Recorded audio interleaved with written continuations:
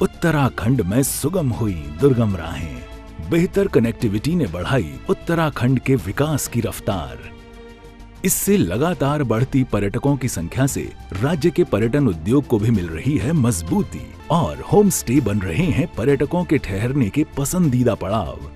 अब उत्तराखंड में home stay लगभग हर गांव में उसकी बात पहुंच चुकी है।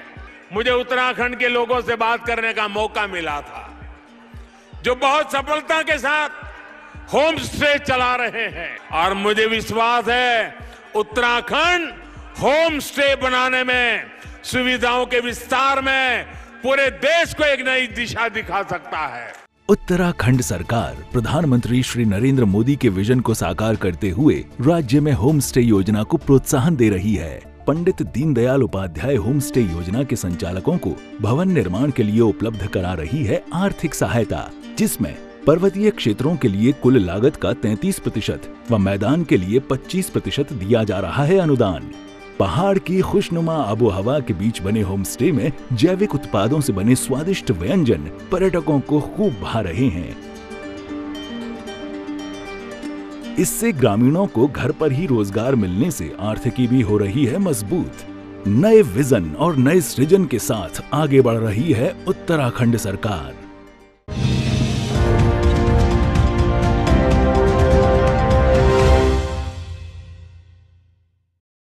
नमस्कार, देवभूमि समाचारों में आप सभी का स्वागत है। मैं हूं आपके साथ रक्षंदा खान। आगे आप मेरे साथ देखेंगे उत्तराखंड की तमाम छोटी बड़ी खबरें विस्तार से, लेकिन सबसे पहले एक नजर हेडलाइंस पर। दिल्ली में हुई बैठक में कांग्रेस में चल रहे सियासी घमासान पर लगा विराम। मीडिया से बोले हरदा, उत्तराखंड में चुनाव को लीड करेंगे खुद, सीएम कौन होगा इस पर जवाब नहीं। प्रदेश महामंत्री राजेंद्र शाह के साथ हुई मारपीट के बाद फिर बदला कांग्रेस में सियासी माहौल। हरदा के खिलाफ अपशब्द बोलने का आरोप, घटना की निंदा।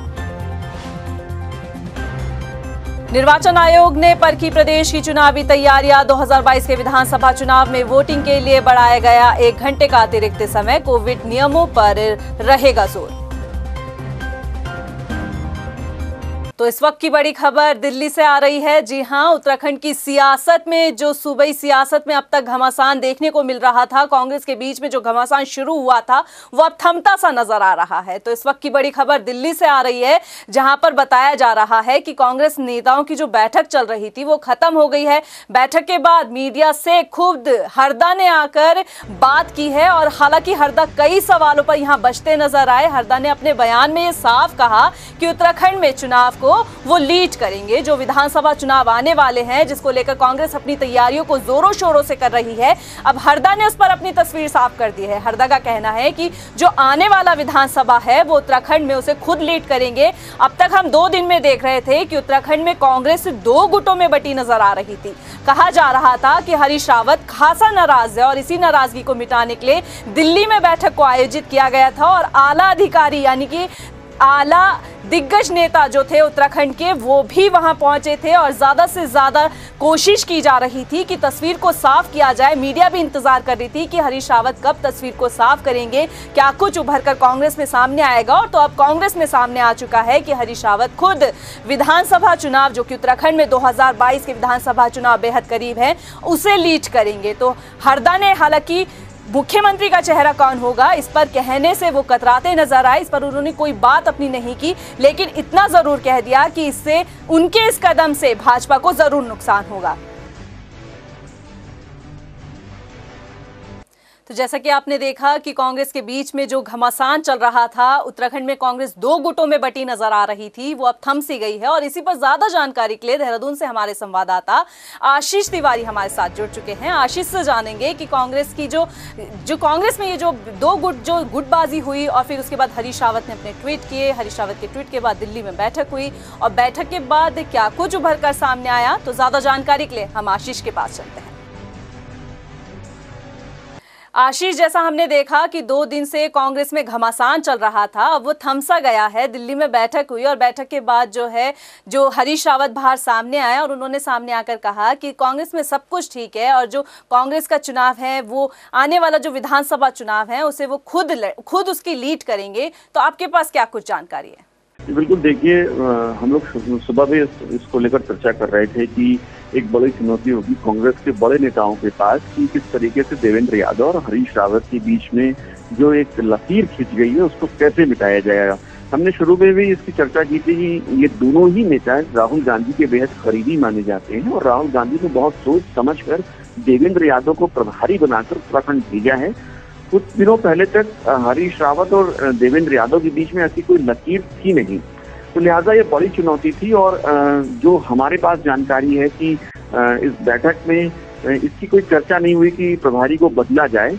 इस बात पर नाराजगी हरीश रावत ने जताई है कि जो प्रदेश कांग्रेस कमेटी है उसको तवज्जो कम दी जा रही है, एआईसीसी और खास तौर पर एक गुट को लेकर ज्यादा तवज्जो दी जा रही है। और इस पर जो पार्टी के बड़े नेता हैं उन्होंने अपनी सहमति जताई। अगर उन्होंने कहा है कि अगर ऐसा है तो इसको दूर किया जाएगा। आशीष, जब हरदा मीडिया के सामने आए तो मीडिया ने उनसे सबसे पहला सवाल यही करा था कि आप नाराज थे, अब आपकी नाराजगी दूर हो गई है।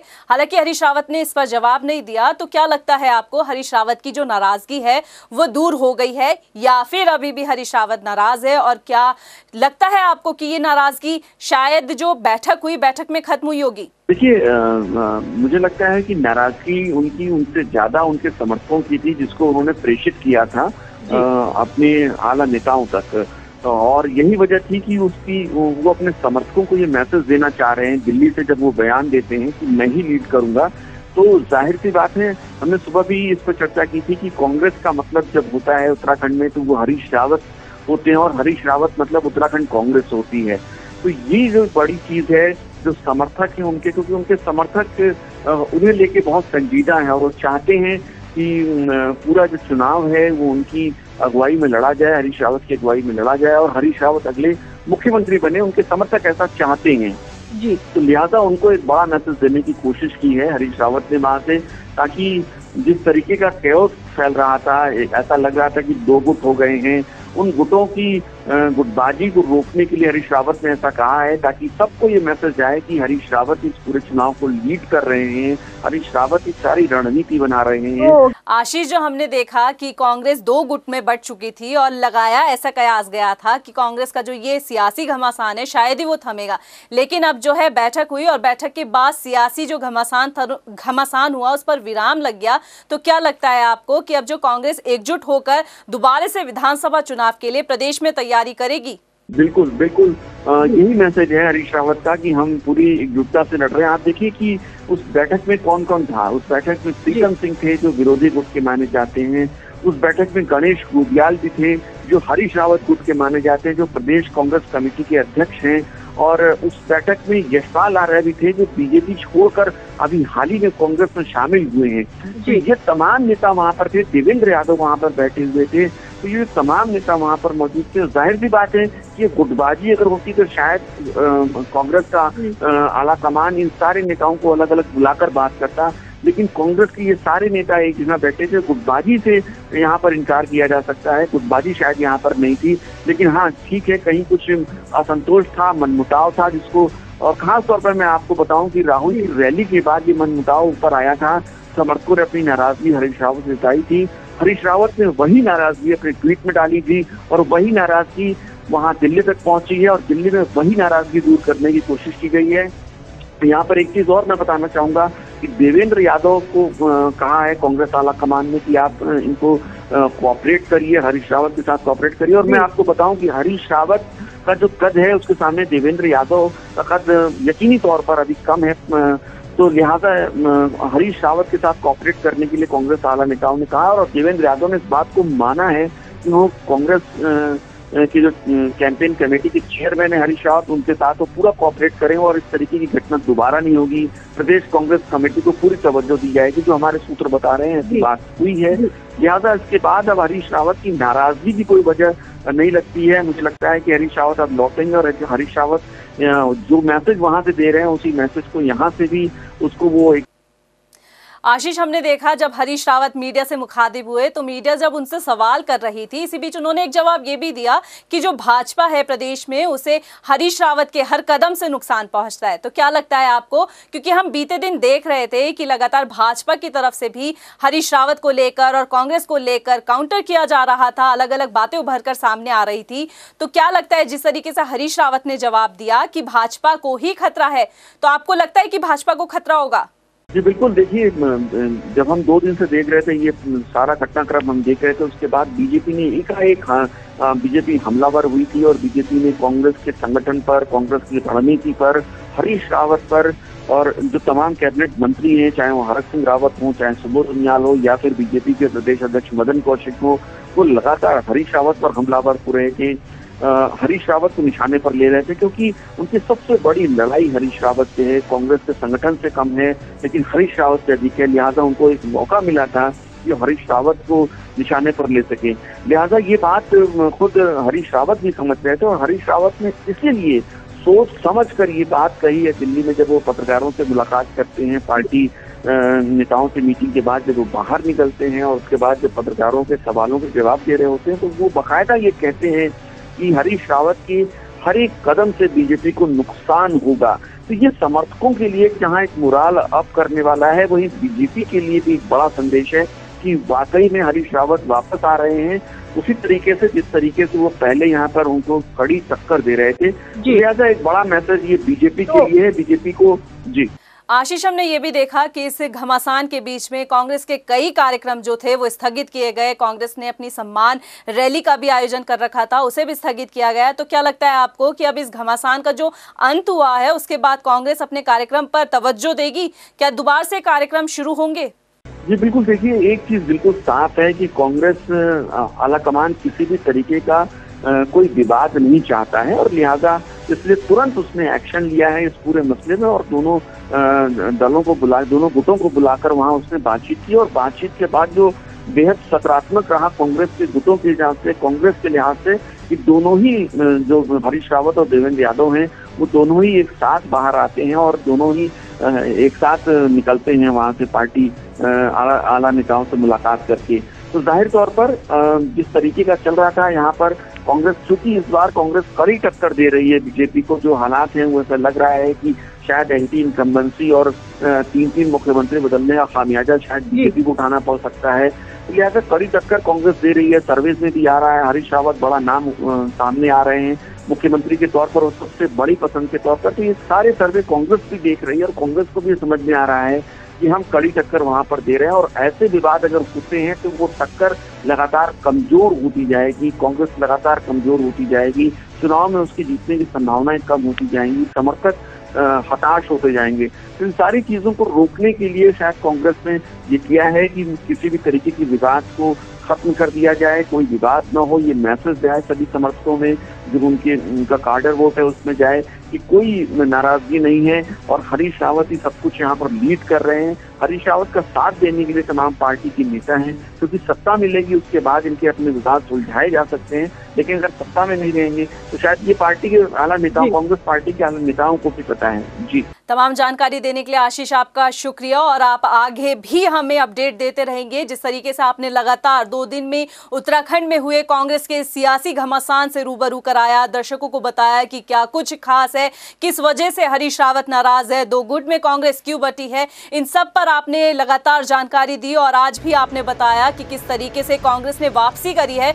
विधानसभा चुनाव में कांग्रेस दोबारा एकजुट होकर लड़ेगी। जैसा हम देखते आ रहे थे कि जब राहुल गांधी की भी रैली हुई थी तो कांग्रेस के जो आला अधिकारी थे, जो आला नेता थे, जिनमें कहा जाता है कि कांग्रेस 2 गुटों में बटी नजर आती है, वो सारे एकजुट एक मंच पर दिखे थे। तो कहा जा रहा था कि कांग्रेस में जो गुटबाजी थी वो शायद खत्म हो गई, लेकिन उसके कुछ ही वक्त बाद हरीश रावत ने लगातार ट्वीट किए। ट्वीट के बाद जाहिर हुआ कि कांग्रेस में कुछ ठीक नहीं चल रहा है और कांग्रेस में चल रही गुटबाजी उभर कर सामने आई और उसके बाद जो दिल्ली हाईकमान था उसने एकदम से इस पे एक्शन उठाया और 2 दिन के भीतर ही जो कांग्रेस में घमासान था उसे खत्म करने की कोशिश की, क्योंकि दिल्ली में जो आला अधिकारी हैं, आला कमान है, वो इस बात को जानते हैं कि उत्तराखंड में बेहद नजदीक है विधानसभा चुनाव, तो कहीं ना कहीं कांग्रेस की गुटबाजी से भाजपा को फायदा हो सकता था। तो इसीलिए जल्द से जल्द इस जो नाराजगी थी उसे खत्म किया गया। नाराजगी को खत्म करने के साथ ही अब जो दिखाया जा रहा है, जो उभरकर तस्वीर सामने आई है, उसमें बताया जा रहा है कि कांग्रेस एक बार फिर एकजुट होकर जनता के बीच जाएगी, विधानसभा चुनाव में जो है अपनी ताकत झोंकेगी। और इन्हीं सब के लिए जो आपने हमें अपडेट दी उसके लिए धन्यवाद।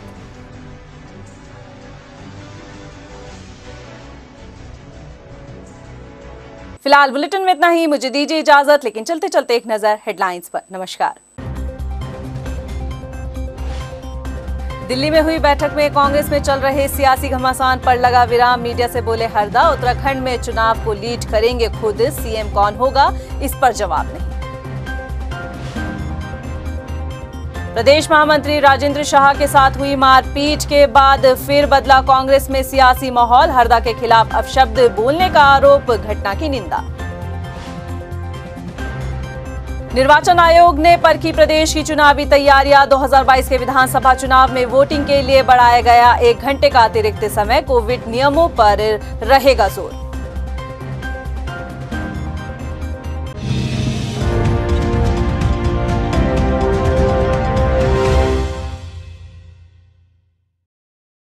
डॉक्टर बनकर मरीजों की सेवा करने का सपना देखने वाले विद्यार्थियों में तमाम विद्यार्थी आर्थिक रूप से कमजोर और मध्यम वर्गीय परिवारों से आते हैं। चिकित्सा शिक्षा की महंगी फीस उनमें से कई विद्यार्थियों की राह में रुकावट लाती है और उनके सपने अधूरे ही रह जाते हैं। लेकिन अब ऐसे छात्र छात्राओं के सपनों को साकार करने के लिए उत्तराखंड सरकार ने पढ़ाई की फीस घटाकर छात्र छात्राओं को दी है एक अनोखी सौगात। यही नहीं, प्रदेश सरकार इसी शैक्षणिक सत्र यानी 2021-2022 से MBBS कोर्स की कम की गई फीस की व्यवस्था लागू करने जा रही है। मुख्यमंत्री पुष्कर सिंह धामी की अगुवाई में हाल ही में प्रदेश सरकार ने राजकीय मेडिकल कॉलेजों में नॉन बॉन्डेड MBBS कोर्स की फीस 4 लाख रुपए प्रति वर्ष से घटाकर 1,45,000 रुपए प्रति वर्ष निर्धारित की है। प्रदेश सरकार द्वारा जारी शासनादेश के अनुसार घटाई गई फीस को मौजूदा शैक्षणिक सत्र से लागू किया जाएगा। इस कल्याणकारी कदम से प्रदेश के राजकीय मेडिकल कॉलेजों में इस सत्र में एडमिशन लेने वाले विद्यार्थियों के अलावा पहले से अध्ययनरत छात्र छात्राओं को भी बड़ी राहत मिली है। सरकार के इस ऐतिहासिक फैसले के बाद पूरे देश में उत्तराखंड ही एकमात्र ऐसा राज्य बन गया है जहां सबसे कम फीस में होगी MBBS की पढ़ाई। उत्तराखंड सरकार के मजबूत इरादों में है दम। MBBS की महंगी फीस अब हुई आधे से भी कम। विकल्प रहित संकल्प, नए इरादे, युवा सरकार। 2025 में जब ये हमारा राज्य जब ये 25 वर्ष का होगा, हम सब की जिम्मेदारी है कि वो नंबर 1 का उत्तराखंड हो। 19-20 के फेर में ये दुनिया 25 की सोचने वाले हमने कनेक्टिविटी को विकास का मूल मानकर कार्य किया है। इसी का नतीजा है आज उत्तराखंड पर्यटन के मानचित्र पर और अधिक मजबूती के साथ अपनी सदानत छवि को उकेर रहा है। हर क्षेत्र में हम हो आगे, उत्तराखंड हो नंबर 1, मेरा उत्तराखंड हो नंबर 1। 18,000 करोड़ से भी अधिक की विकास योजनाओं का लोकार्पण व शिलान्यास किया जा रहा है, जिसमें दिल्ली देहरादून एक्सप्रेस वे भी शामिल है। इस एक्सप्रेस वे के बनने से दिल्ली से देहरादून की दूरी मात्र 2 घंटे में पूरी की जाएगी। कुछ वर्ष पूर्व ऐसा सोचना भी अकल्पनीय सा लगता था। मौसम से बदलाव है देखे, बीते कल ने आज देखे, पगडंडी ने सड़क है देखी, नदियों ने पुल बनते देखे। हर दिन होता सुंदरता समृद्धि का संगम, हर क्षेत्र में हम हो आगे, उत्तराखंड हो नंबर 1, उत्तराखंड हो नंबर 1। जितना भी समय हमारे पास है, उस समय का हम एक एक पल और एक एक क्षण उत्तराखंड की 1 करोड़ 25 लाख जनता को समर्पित कर दिया। हमने इन 4-4.5 महीने के कालखंड में 500 से भी अधिक निर्णय कर दिए। अधिकांश की हमने जो है शासनादेश निकाल दिए। नई दिशा अब नई डगर है, ना मन में कोई अगर मगर है, दृढ़ निश्चय की अगुवाई में एक लक्ष्य पर सबकी नजर है। असंभव को संभव करते वो रखते हैं दम, हर क्षेत्र में हम हो आगे, उत्तराखंड हो नंबर 1, उत्तराखंड हो नंबर 1। सूचना एवं लोक संपर्क विभाग उत्तराखंड द्वारा जनहित में जारी। प्रगति की ओर उत्तराखंड।